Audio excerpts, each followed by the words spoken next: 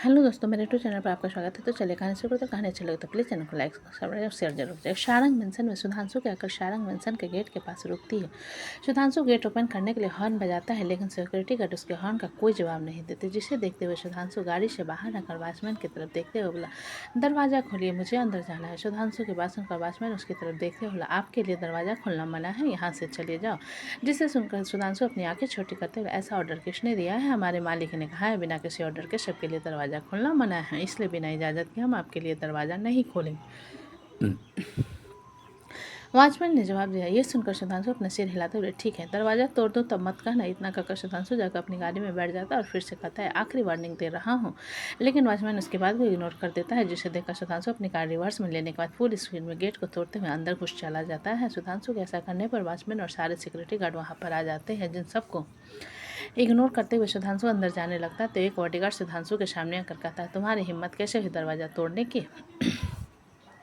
Sudhanshu bodyguard की बात पर बिना किसी भाव के उसे देखते हुए बोला, मुझे अंदर जाना है, बकवास मत करो और मुझे अंदर जाने दो। धैर्य, जो कि दरवाज़ा टूटने की आवाज़ सुनकर बाहर आ रहा था, सुधांशु को देखकर बोला, तुम फिर यहाँ आ गए?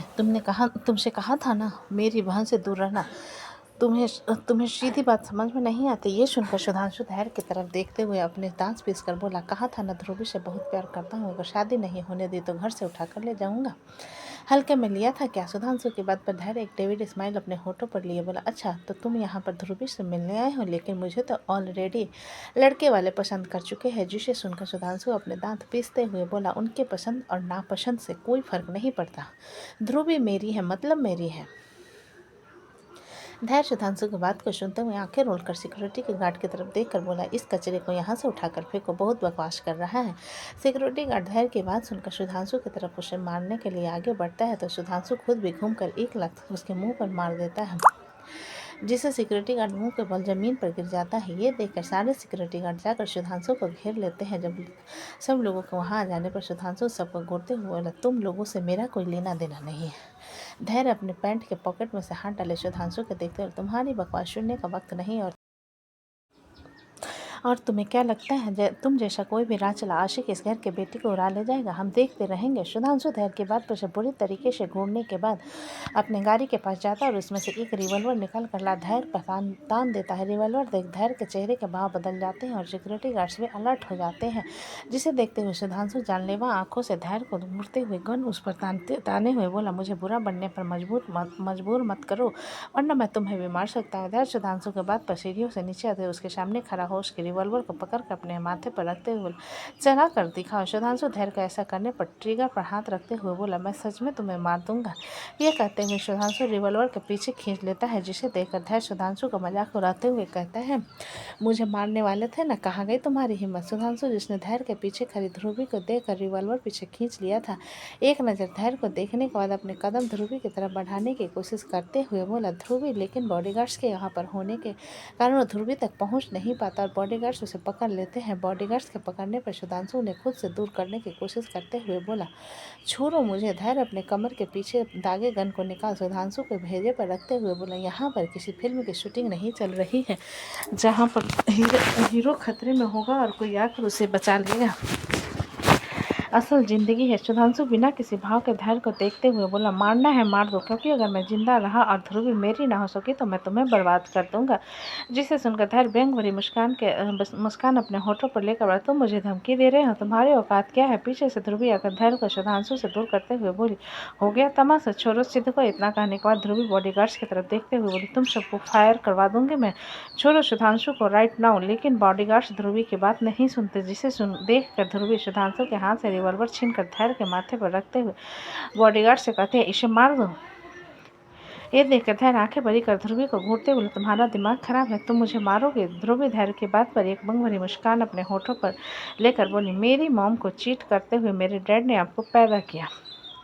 जब आप मुझे अपनी सगी बहन नहीं समझते तो मैं आपको क्यों समझे? सुधांशु ध्रुवी की बात सुन हैरानी से उसकी तरफ देखने लगा, क्योंकि उसे लगा था धैर्य और ध्रुवी सगे भाई बहन है, लेकिन यहाँ पर तो कुछ और ही मंजरा चल रहा था। वहीं धैर्य ध्रुवी की बात पर अपने दांत पीसते हुए बोला, हाउ डेयर यू, मैं तुम्हें जान से मार दूंगा। ये कहते हुए धैर्य ध्रुवी को मारने के लिए आगे बढ़ता है। उससे पहले ही सुधांशु धैर्य के टकने पर लात मारकर बॉडीगार्ड्स को दूर धकेल देता है और जल्दी से ध्रुवी के हाथ को पकड़ते हुए कहता है, बाद में तुमसे सवाल करूंगा, फिलहाल के लिए यहाँ से निकलते हैं। इतना कहकर सुधांशु जल्दी से ध्रुवी को आगे की तरफ पुश कर देता है, जिससे ध्रुवी पैसेंजर सीट की तरफ चली जाती और सुधांशु ड्राइविंग सीट का दरवाज़ा खोलकर बैठ जाता है और ध्रुवी भी पैसेंजर सीट का दरवाज़ा खोलकर बैठ जाती है। तब तक बॉडीगार्ड उठकर उन लोगों को पकड़ने के लिए आगे बढ़ते हैं, जिस पर ध्रुवी अपने हाथ में पड़ा रिवॉल्वर उनके पैरों के पास चलाने लगती है, जिससे वो लोग घबराहट में पीछे हट जाते हैं। सुधांशु एक नज़र ध्रुवी को देखने के बाद अपनी कार रिवर्स लेते हुए फिर से बाहर की तरफ चला जाता है।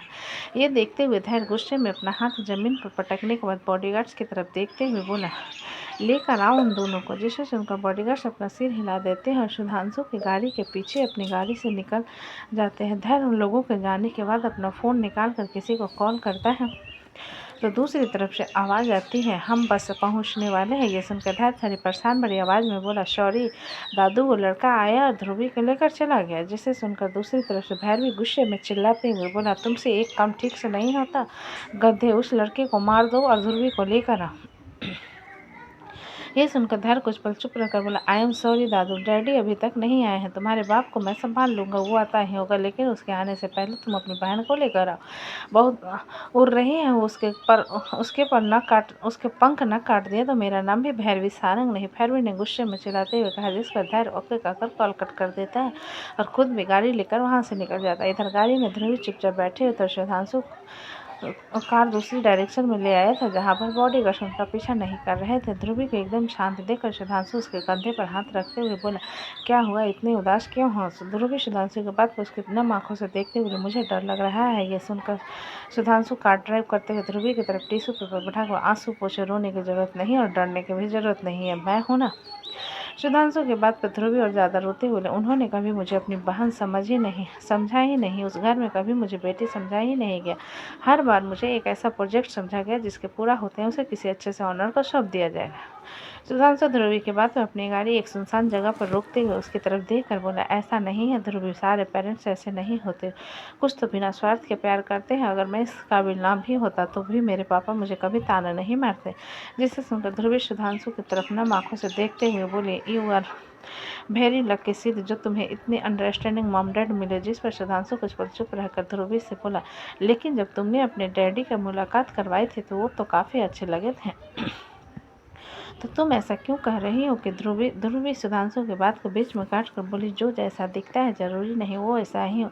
सिद्ध, मैं दूसरे को दर्द में नहीं देख पाती, क्योंकि बचपन से ही मैंने दर्द सहा है। जिसे सुनकर सुधांशु थोड़ा कंफ्यूज होते हुए, तुम कहना क्या चाहती हो? ध्रुवी सुधांशु की तरफ देखते हुए बोली, ये उन दिनों की बात है जब मैं 12 साल की थी। तब ये कहते हुए ध्रुवी पुरानी यादों में खो जाती है। फ्लैशबैक, 14 साल पहले लखनऊ उत्तर प्रदेश, गर्मियों का समय था, इसलिए मौसम बड़ा गर्म था और गली में आइसक्रीम वाला आइसक्रीम बेच रहा था। जब वो आइसक्रीम का ठेला एक बड़े से हाउस के सामने से गुजर कर एक 12 साल के बच्चे अपने हाथ में 10 का नोट पकड़े दौड़ते हुए घर से निकलते हुए बोले, अरे भैया रुको। उसकी तेज आवाज़ को सुनकर आइसक्रीम वाला रुक जाता है तो लड़की गहरी सांस भरते हुए उस ठेले से टेक लगाकर खड़ी होते हुए कहती है, मुझे जल्दी से एक चोकोबार देना। आइसक्रीम वाला उसकी बात पर अपना सिर हिलाते हुए उसे चोकोबार निकाल कर देते हैं, जिसे वो लड़की लेकर 10 का नोट देते हुए कहती है, थैंक यू। इतना का रैपर फाड़ते हुए अपने कदम घर की तरफ बढ़ा देती है। जब उनके घर के एंट्रेंस पर एक मर्सिडीज आकर रुकती है, उसे मर्सिडीज को देखकर वो लड़की एक हाथ में आइसक्रीम कसकर पकड़ते दौड़ते हुए कहती है, डैडी। उसकी आवाज़ सुनकर गाड़ी से उतरा आदमी उसकी तरफ देख मुस्कुराते हुए बोला, ध्रुवी लपक कर उस आदमी की गोद में चढ़ते हुए, आप आ गए बिजनेस ट्रिप से? ओम सारंग ध्रुवी की बात पर अपना सिर हिलाते हुए, हाँ आ गया। वैसे तुम्हारी मॉम कहाँ है? ध्रुवी ओम की बात पर अंदर की तरफ इशारा करते हुए बोली, मॉम अंदर है। वैसे हम लोग समर वेकेशन पर कहाँ जाने वाले हैं? जिसे सुनकर ओम ध्रुवी को लेकर दूसरी तरफ के दरवाजे के पास दरवाज़ा खोलते हुए बोले, धैर्य बाहर आओ। ओम की बात पर पीछे बैठा 14 साल का लड़का बाहर आता है, जिसे देखकर ध्रुवी कंफ्यूजन में ओम से कहती है, ये कौन है और यहाँ क्या कर रहा है? ओम ध्रुवी के सवाल पर धैर्य की तरफ इशारा करते हुए बोले, ये धैर्य है और तुम्हारा बड़ा भाई है और अब ये हमारे साथ रहेगा। ये सुनकर ध्रुवी ओम की गोद में बैठे हुए ध्रुव धैर्य की तरफ देखकर बोले, तुम मेरे बड़े भाई हो धैर्य? ध्रुवी के बाद अपना सिर हिला देता है, जिसे देखकर ध्रुवी खुश होते हुए कहते, मतलब तुम मेरे साथ स्कूल जाओगे और मुझे जब कोई परेशान करेगा तो तुम उसे ढिशुम ढिशुम करके मारोगे? मारोगे? धैर्य ध्रुवी के बाद पर प्रसिद्ध नहीं में हिलाकर मैं नहीं मारूंगा। ये सुनकर ध्रुवी मुंह बनाते हुए ओम की तरफ देखकर बोली मेरी बात नहीं मानता। ओम ध्रुवी के बाद पर उसके हाथ से आइसक्रीम लेकर फेंकते हुए बोले ये गंदा सा आइसक्रीम मत खाया करो और धैर्य तुम्हारी सारी बात मानेगा।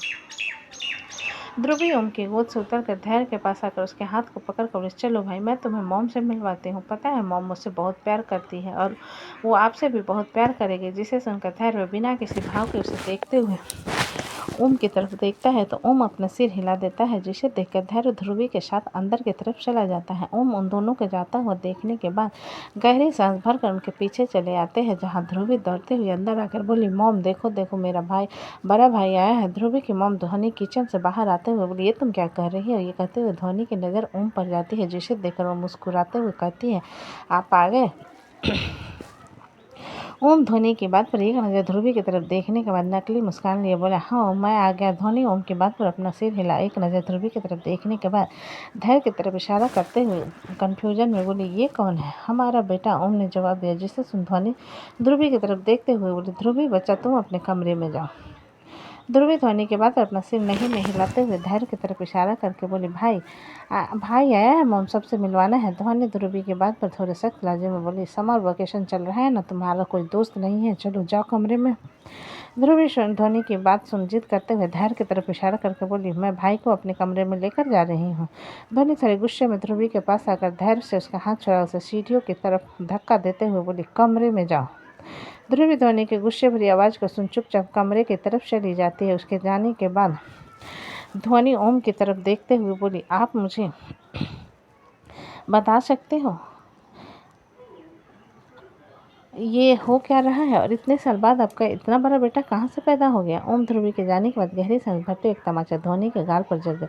अचानक ओम के थप्पड़ मारने पर ध्वनि वहीं फर्श पर गिर जाते और उसके होठों के किनारे फट जाते, जिस कारण उसके मुंह से खून आने लगा। ओम अपनी टाई की नॉट ढीली करते हुए धैर्य की तरफ इशारा करके ध्वनि ये मेरा बेटा है और अभी यहीं रहेगा। अगर तुम्हें दिक्कत है तो तुम एक घर छोड़कर जा सकती हो। ध्रुवी को ले जाने के बारे में मत सोचना, क्योंकि वो मेरी बेटी है और वो मेरे साथ रहेगी। जिसे सुनकर ध्वनि अपने गाल पर हाथ रखे आंसू भरी आंखों से ओम को देखते हुए इतने साल हम साथ रहे और अब मुझे चले जाने के लिए कह रहे हो? तो ठीक है मैं चली जाऊँगी, लेकिन अपनी बेटी को लेकर। ये सुनकर ओम बुरी तरीके से ध्वनि को घूरते हुए बोले शायद एक थप्पड़ इनफ नहीं था और चाहिए। ध्वनि फर्श से उठकर खड़ी हो ओम की तरफ देखते हुए अपना सिर नहीं में हिलाकर बोली नहीं चाहिए, लेकिन मैं यहाँ अपनी बेटी को नहीं छोड़ूंगी। इतना कहकर ध्वनि ध्रुवी के कमरे की तरफ चली जाती। ओम जाते हुए ध्वनि को बिना किसी भाव के देखने के बाद धैर्य की तरफ देखता है, जो कि उसे ही देख रहा था। ओम धैर्य की नज़र को खुद पर महसूस करके आंखें चढ़ाते हुए बोला क्या हुआ? धैर्य ओम की बात पर एक गहरी सांस भरते हुए डैड आप दोनों को जाने क्यों नहीं देते? हम यहाँ पर आराम से रहेंगे। जिसे सुन ओम अपना सिर नहीं मिलाते ये जो घर है ना ये उसी के नाम पर है, क्योंकि उसके बाप ने दिया। अगर वो चली गई तो वो भी चला जाएगा। ओम की बात पर धैर्य अपना सिर हिला देता है। जब ऊपर से ध्रुवी दौड़ते हुए नीचे आकर ओम से कहती है डैड मॉम कह रही है हम नानू के घर जाएंगे। ओम धैर्य की तरफ देखता है तो धैर्य सिर हिलाते हुए सीढ़ियों की तरफ चला जाता है। उसके जाने के बाद ओम ध्रुवी को अपनी गोद में उठाकर बोला तुम्हारी मॉम मुझसे ज़रा नाराज़ हो गई है। मैंने तुम्हारे आइसक्रीम पार्लर से वनीला फ्लेवर लेकर आइसक्रीम खरीदा था, जो कि कार में है। तुम्हें खाना है कि नहीं? जिसे सुनकर ध्रुवी खुश होते हुए बोली मैं अभी लेने जा रही हूँ। इतना कहकर ध्रुवी दौड़ते हुए बाहर चली जाती है और कार में बैक साइड का दरवाज़ा खोलती है तो सच में उसमें वनीला आइसक्रीम रखा गया था, जिसे उठाने के बाद ध्रुवी खुश होते हुए अंदर की तरफ आते हुए कहती है डैड मुझे मिला। मॉम ध्रुवी के हाथ से आइसक्रीम का डब्बा छूट जाता है, क्योंकि धैर्य और ओम नीचे बैठे हुए थे और ऊपर से सीढ़ियाँ से लुढ़कती हुई ध्वनि नीचे गिर रही थी। ध्वनि नीचे गिरते हुए आकर सीधा मुँह के बल फर्श पर गिरती है। उसके सिर से बुरी तरीके से खून बह रहा था। वहीं ध्रुवी भागते हुए धनी के पास आ जाती है और रोते हुए कहती है मॉम आंखें खोली, आपको क्या हुआ? कितना खून बह रहा है? ये जो कहते हुए ध्रुवी अपने छोटे से हाथ से ध्वनि के जख्म को कवर करने लगते हैं। ओम और धैर्य भी दौड़ते हुए आकर जगह ध्वनि को ओम को गोद में उठा लेते हैं और धैर्य ध्रुवी को पकड़ते हुए कहते हैं उन्हें कुछ नहीं होगा। जिसे सुनकर ध्रुवी रोते हुए धैर्य को गले लगाकर बोली मेरी मॉम मुझे उनके पास जाना है भाई। ये कहते हुए ध्रुवी बहुत बुरी तरीके से रोने लगती है। जिसे सुनते हुए ध्रुवी के पीठ को थपथपाते हुए कहता है चलो हम हॉस्पिटल चलते हैं। ध्रुवी अपना सिर हिलाती और धैर्य के साथ अस्पताल के लिए निकल जाती है। फ्लैशबैक एंड हो जाता है। हॉस्पिटल गए हम लोग, लेकिन 5 घंटे के ऑपरेशन के बाद डॉक्टर ने कहा कि मॉम मर चुके हैं, जिसे सुनते ही मानो मेरी दुनिया पलट गई। लेकिन हुआ वही जो नहीं होना था। नाना जी ने मॉम के बाद उस घर को मेरे नाम कर दिया, क्योंकि मेरी माँ मेरे नाना जी के इकलौती संतान थी और वो घर बन गया फांसी का फंदा। ध्रुवी ने खोई हुए स्वर में जवाब दिया। पूरी बात सुनने के बाद सुधांशु ध्रुवी के कंधे पर हाथ रख, मुझे लगता है कि एक्सीडेंट के पीछे भी तुम्हारे पापा और भाई का हाथ है। ध्रुवी सुधांशु की बात सुनकर नम आंखों से उसकी तरफ देखते हुए, कई बार इन्वेस्टिगेशन करवाया, हर चीज़ों को जानने की कोशिश की, लेकिन कुछ पता नहीं चला। सुधांशु ध्रुवी की बात पर उसे साइड से गले लगाते हुए बोला, मैं हूं ना, अब कुछ नहीं होगा। सुधांशु की बात पर ध्रुवी अब उसके सीने से लगते हुए नम आवाज़ में बोली, आई लव यू सिद, मैंने अपनी मॉम को खो दिया है, लेकिन मैं तुम्हें नहीं खोना चाहती। जिसे सुनकर सुधांशु ध्रुवी से अलग होकर उसके आंसुओं को साफ करते हुए बोला, हम अभी कोर्ट मैरिज करेंगे। ध्रुवी सुधांशु के बाद उसकी तरफ देखते हुए बोली, मुझे उन लोगों का डर नहीं है, लेकिन मुझे उन लोगों पर यकीन भी नहीं है। ये सुनकर सुधांशु अपना फ़ोन निकालते हुए, मैं अभी अमृत भैया को फ़ोन करता हूँ और कहता हूँ कि हमारे लिए कोई कोर्ट पेपर रेडी करो। ध्रुवी सुधांशु के बाद अपना सिर नहीं हिला, हम सीधा वहीं चलते हैं। सुधांशु ध्रुवी के बाद अपना सिर हिला देता है और वो अपनी गाड़ी शारंग बिरला की तरफ भगा देता है। इसी बीच उसने रुद्र को कॉल करके अवस्थी मेंशन जाकर नीरू को लेकर कौशिक मेंशन जाने के लिए कह दिया था, क्योंकि ध्रुवी के फैमिली पर फिलहाल के लिए ट्रस्ट करना बिल्कुल भी सही विचार नहीं था। तो दोस्तों, कहानी कैसी लगी मुझे कमेंट में लिखें। अच्छी लगे तो प्लीज़ चैनल को लाइक करें, सब्सक्राइब करें और ज़्यादा से ज़्यादा शेयर करें। कहानी को पूरा सुनने के लिए धन्यवाद।